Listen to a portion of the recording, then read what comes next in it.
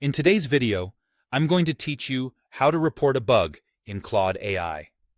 By the end, you'll know exactly where to go, what to click, and how to share the right details so the team can investigate quickly and get you back on track. Start by opening your web browser and searching for Claude AI. From the results, choose the official site. It should clearly reference the Claude AI product and the company behind it. If you see ads or lookalike pages, double-check the URL before clicking.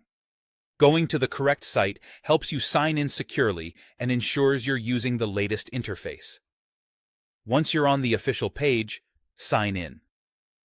Select Continue with Google if that's how your account was created, or choose Email to log in with your address and password. Use the same account where you experienced the issue so support can match your report to the right workspace and settings.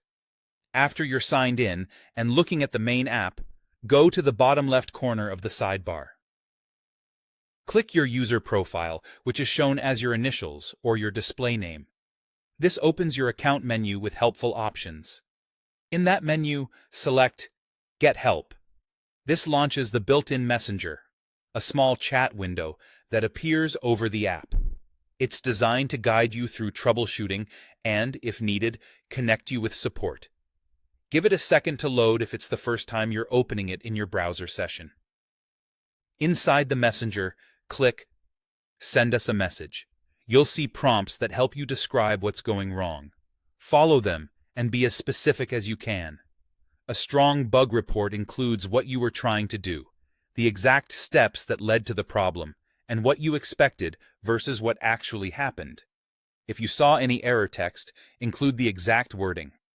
Share when it occurred, including your time zone, and mention your browser or app version if you know it.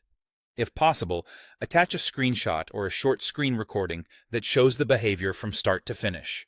These details save a lot of back and forth and speed up the fix. As you chat, an automated assistant may try to resolve your issue.